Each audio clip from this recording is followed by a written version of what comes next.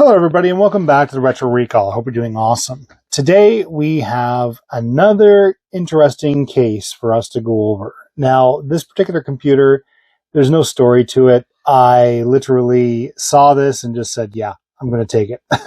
It just looks very interesting. I haven't done anything with this. I have no idea if it even powers up. I just found it very interesting to show everybody. And there's one unique defining feature that really caught my eye. I mean, I love the case. It's an AOpen Custom PC. AOpen was very popular in the late 90s and early 2000s in terms of their peripherals division as well as their cases, as you've seen featured on the channel already. But what really interested me is when I saw this, the Speed Demon, and a giant hole with very sharp edges cut out of the side of the case. So let's go ahead and get right to it.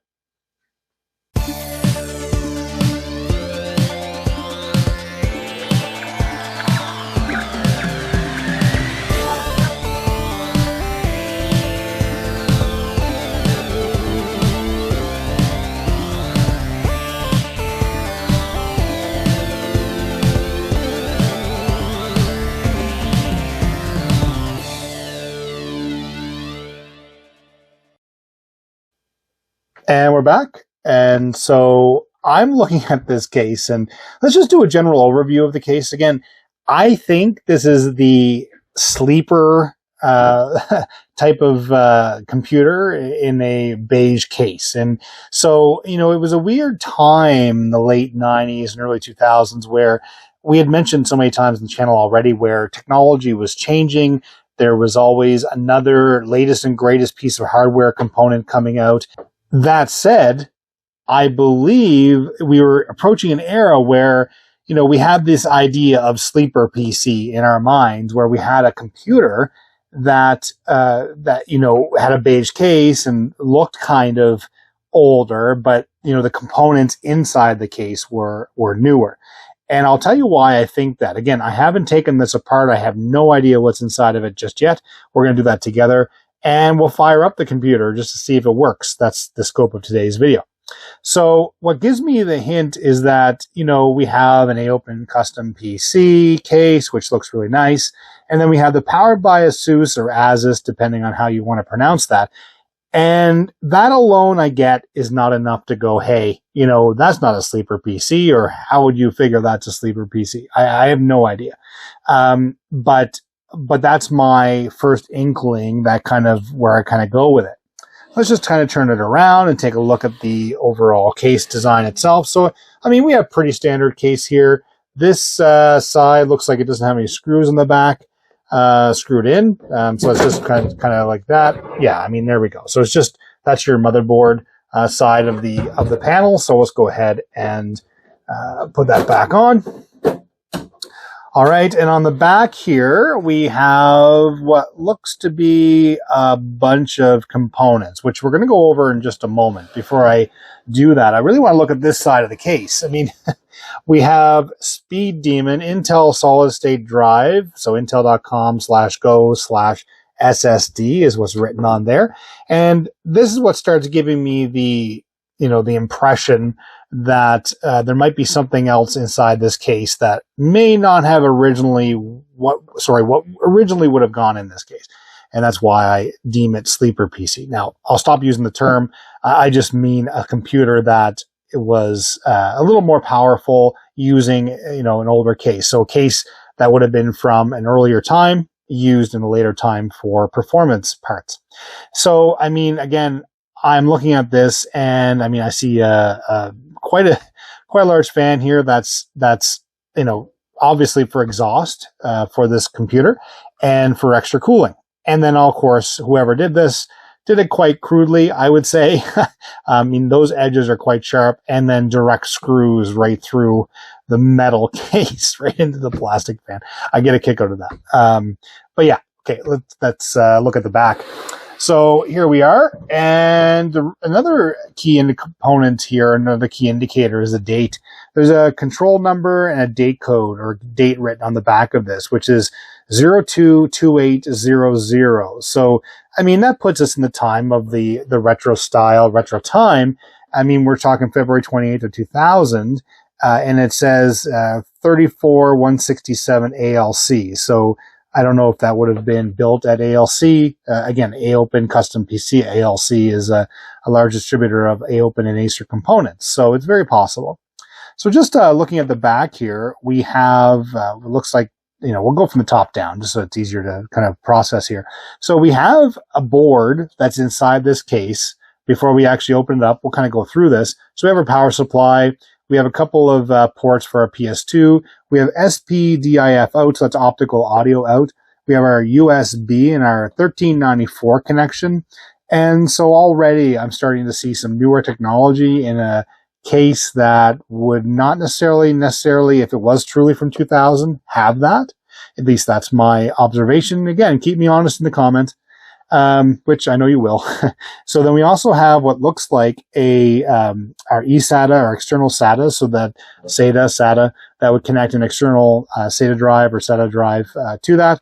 And then we have two USB ports, which seem to be populated by wireless dongles that would have been for wireless, keyboard, mice components, what have you. So pretty useless, those components without these, and of course I don't have them, so I mean they're not useful. And then we have two more USB and an onboard Ethernet, and what looks to be 6 ports to a built-on sound card. One observation I want to make about this before I continue is this is bulging out pretty good, this I/O panel, I/O shield. So I'm not sure if this is kind of forced in here, this motherboard that's in here, because it's not completely lining up with the actual shield. So if you notice, the top of the motherboard, actually the whole section here, is a little bit that way, and really it should be more that way to kind of line up perfectly. So that just gives me a little bit of pause to see if there's any sort of damage in here. I'm not sure. Well, anyway, we'll continue. So I'm going to move these antenna down, and we have looks like a dual slot video card by the looks of things. I'm only saying that because based on what I'm seeing here. So it has the HDMI, and then we also have our display port out as well. So we have DVI, HDMI, and display port, and we have dual DVI, what looks like it, unless there's 2 individual video cards in here. But based on the exhaust that I'm seeing here, my gut feeling is that it is a single video card, but dual slot. So it'll be interesting to see what that is. We have our Wi-Fi built in, which is its own Wi-Fi card, which is pretty cool. That gives us, again, another indication that whatever's in this computer, in my gut feeling, is not from 2000. It's slightly newer. And then we have what looks like to be 4 USB cards, so a 4-port USB expansion card in the computer there. So we have that. And how about I go ahead and get the bench set up from an aerial view, just so we can look, have a little better look into the components of this case. Okay, and here we are back all set up on the bench with our Speed Demon computer. All right, I'm going to go ahead and open the side here. And here we go. Be careful just because I don't know what's connected to that fan. Let's take a look. And it looks like it is not connected. So there we are. So we don't have the fan side, the fan that's on the side of the case there connected. So don't have to worry about that too much. And here we go. It's, quite the mystery that we have here. Well, not much of a mystery, but just interesting to see inside this case. And it's feeding even more into my over-performance system that outdates the case itself. I mean, obviously the case was modified to adapt to this setup, but we have quite the motherboard that's in there. It is a ASUS or ASUS, but I usually call it ASUS P5Q Pro Turbo motherboard. So what I'm seeing is that this particular board would have come out approximately in 2008, 2009. So we have a 2008, late 2008, early 2009 board that is housed in a case from the late 90s, early 2000s, literally by the date code of being early 2000 in this. So that's pretty cool to see. And let's just continue to explore what's in this case. I'm going to go ahead and just disconnect the power from the video card that's here just to see what we have in the case here. And that's something I wish I had too, is thumb screws on the inside, but we do not. So we'll use our magical screwdriver here to pull out what is inside. And let's just see here. Make sure there's nothing. Yeah, there's a latch there, of course, for the video card. There we go. So we have an ATI Radeon HD 6770 Sapphire Flex Edition. So yeah, quite an interesting video card that we have in here. And yeah, it's looking pretty dirty. This whole system is actually, to be honest. It'd be good to do a cleaning video on this as well, just to restore it back to its original glory. So we're going to pop that back in because I want to fire up this computer in this video just to see what we have. So we'll pop that in. Let's do that very carefully to make sure everything aligns. There we are. And we'll put the screw back in there as well. And then we also have what looks like to be, actually I'm getting ahead of myself. Let's go ahead and screw that in to make sure we don't forget that. Okay, so we have extra cooling down here as well. We have our case speaker hooked up, I believe. Oh no, that's just completely cut right off. Look at that. So I don't know if that was supposed to be on there or what have you, but we definitely don't have it connected to this case. Just looking at the header and seeing if it does support that. And by the looks of things, it does not. So I don't know if there's a separate on the motherboard. Again, I don't have the manual for this. You're exploring this with me as fresh in my mind as it is here. So we have our USB expansion card here, and we have our wireless card there as well. We have what's not one, not two, but three, looks like 3 hard drive that are in here. So we have the two, what looks like 2 SATA drives here as well, and then we have up top our Speed Demon SSD. So I imagine, at the beginning of SSD times, converting from this to this, I mean, that's where you got your performance. So my gut feeling is the OS is living on this, and this is more for expansion. But again, we'll see as we turn it on. And then we have our Intel processor that's connected here. Now, because of thermal paste reasons and all that stuff, I'm not going to take this off just to see what it is. But my gut feeling, based on what this board supports, it will be a Core 2 Duo or a similar processor that's in here. So that's my feeling. But again, I could be wrong. We'll see as we go through. Looks like we have 4 RAM slots there that are fully populated. So it'll be interesting to see what we have for memory. This motherboard, I mean, other than the chipset cooler that we have, or chipset heatsink that we have there, we also have a decent cooling. I mean, obviously this is a performance motherboard. So we have our PCIe slots, our 16 and our 1, and then we have other PCI slots here as well. So really awesome to see the expansion capability on this motherboard, because again, they were housing some of the older technology while they were transitioning to new, and just the massive size of this motherboard as well. It's just really cool to see. And then we also have what looks like an IDE port down inside here, which is also awesome in case you had a more of a older drive you wanted to hook up to this. So that's really good. And then we have a pile of expansion ports on the board. We have additional USB headers that are along the bottom, and we have an IE1394 connection here as well, another header. We have another header down below for a COM port as well. So if you wanted to hook up serial to this. So that's really awesome to be able to do that as well, outside of having to use an expansion card, for example. And I do have a couple of PCIe expansion cards as well, but again, this system looks like it's well equipped for what it is. And we have our 450 watt power supply, so lots of juice to do what we need to do. And then what looks like our Super Multi drive. It says MO disc on the front, or M disc, I should say, on the front. LG's branding there, which is just a higher quality disc in how the technology and how it burns or writes data to the disk itself. Okay, it's awesome to see. I mean, it's very filthy, very dirty inside here. So I'm not going to be running it too long, just for the interest of making sure. Like, I mean, again, this fan is just caked with dirt, and I can't imagine too much efficient cooling happening as a result of that. And even the power supply and what have you. I mean, look at that. We have several adapters doing loops in here. So I don't know what that's all about. we'll have to, you know, when it comes time to clean all this out and get it kind of ready, it'll be good to get this, just get this cleaned up and tidied up and all that stuff. Okay, I think it's time to get this all ready to fire up and find out, you know, what operating system's on this computer. What do we have? We'll go through the device manager just to explore what's on this system. And yeah, I think it'll be really fun to explore together.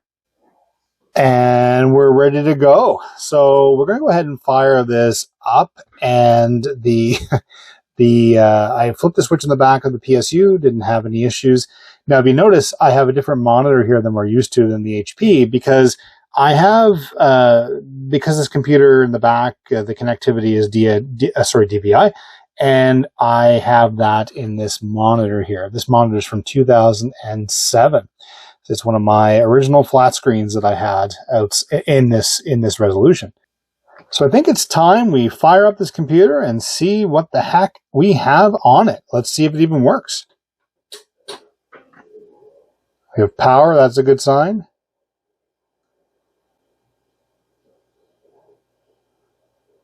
Nothing on the monitor just yet. Let's go to our source. Oh, I'm not getting any reading from the video card. I'm going to check that cable just to see, make sure we're plugged in correctly, and swap the cable and potentially swap the monitor just to see what we have, which would be preventing us from seeing the image on the screen.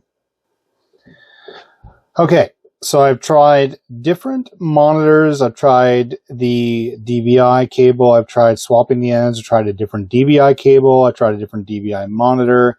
I tried an HDMI monitor, one of my brand new ones that I have, and connected it to the HDMI port on the back of this video card. And for whatever reason, we aren't getting anything out of the system. I even tried reseating the card to see. Now, that said, there's no issue with the computer itself. I am able to hit the numlock key, and that seems to be pretty good. I'm getting activity on the hard drive, which is amazing as well. So that's telling me there's not an issue with the system, but for whatever reason, there's an issue with the video card. So I'm going to go ahead and swap out the video card with what I have here. I realize it's not as advanced as the video card we have over plugged in, but I want to try to get something just so we can get to see what's on this computer and see what it's built from. And this is an ATI Fire GL. The exact model is GL V5100 128 meg. Now, I believe, based on what I read on this came out in 2004. And so, I mean, it might be a little older than the card we have in there, and obviously less powerful. It's only a single slot card, but it is a video card, and hopefully it's working, and see what we can do to get us up and running. Okay, hello everyone. We're back again. And if you notice, I still have the Rage Fire GL, I think it's Rage, or just ATI Fire GL card in my hand. It's not in this system, and you're hearing my voice, but not in a bad way.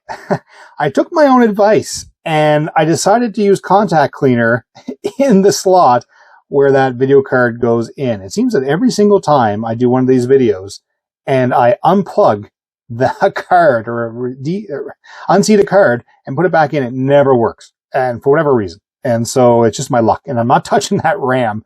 So we're going to go ahead and test this out. So spoiler, I did test it after I did this, just far enough to see if it would come on, and sure enough, the screen came on. So that's exactly what we were looking for. Again, just to remind everybody, the board is from 2008, 2009. And the case is from early 2000. Let's fire this up. Oh, let's go and check that. There we are. Let's pop that power supply back on. I always make sure that that's good to go. There we are. Please work. We have blue light, activity, amazing. See if I can catch the Dell this time to run setup. No, it's not catching it on this keyboard, and my gut feeling is because the PS2 keyboard that I'm using versus a USB, and I believe the USB is probably activated on this system. So we are running Windows 10.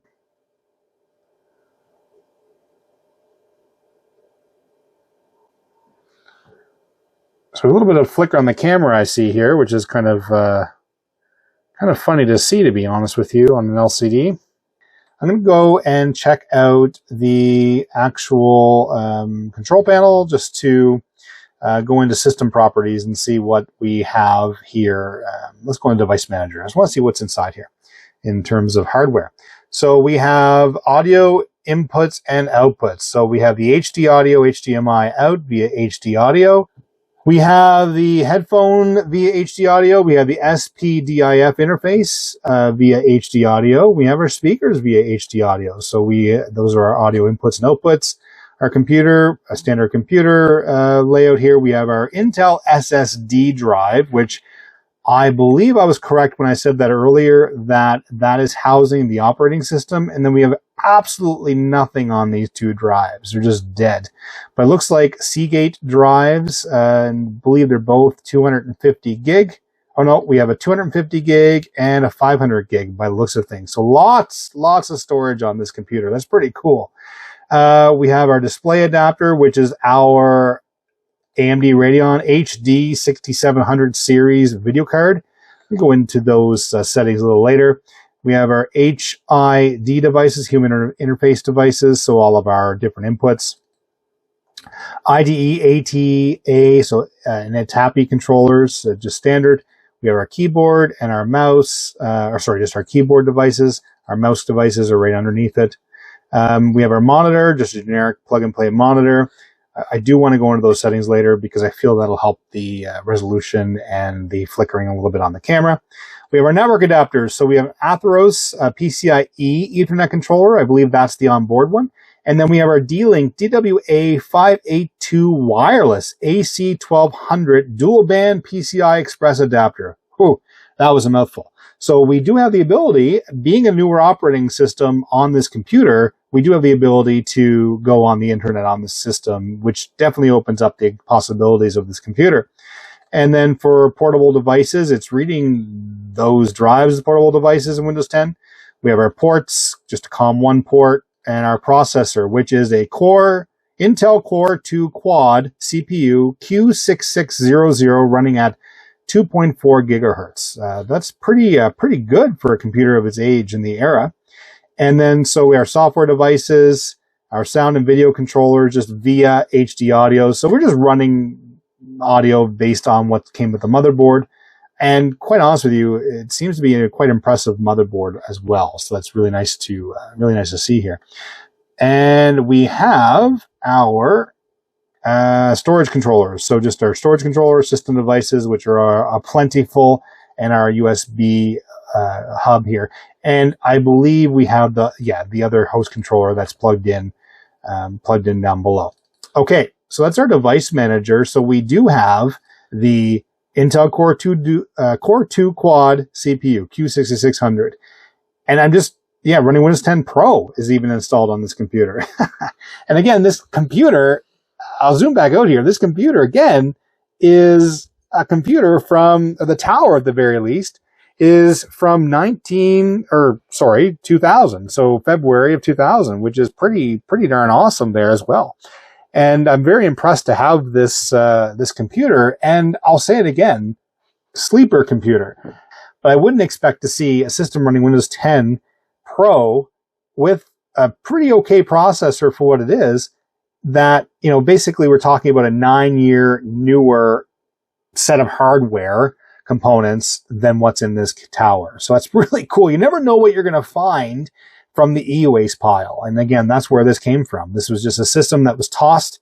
And, what really caught my eye was the side of the computer with the speed demon on the side. So, and again, how big is that drive? And we're talking 80 gig. Yeah. So we have an 80 gig drive roughly for our C drive. So we have lots of storage space there. I'm going to go into our display settings just because I want to see what we have in terms of resolutions and sizes and all of our different settings here. So I see just our regular typical Windows stuff here. Going in, so it's detecting the actual monitor, no problem, and the refresh rate is at 60 hertz. So that's probably what's happening on the screen here with my recording. and the brightness is very off. It's an older monitor, everybody, so my apologies on that. And again, knowing it has HDMI, I mean, I could get a brand new HDMI monitor here, but this is already new enough. But the fact it's a 2007 monitor, it's very close to the hardware that would be inside this tower. We have a perfectly working, good system that we had some minor issues with, specifically related to the video card. And I'm happy we were able to get that going. I was discouraged when it wasn't going to display anything on the screen, specifically because, I mean, we could do a lot. I feel we could do a lot with this video card. And the fact that it's running in a tower, kind of retro case, just opens up possibilities.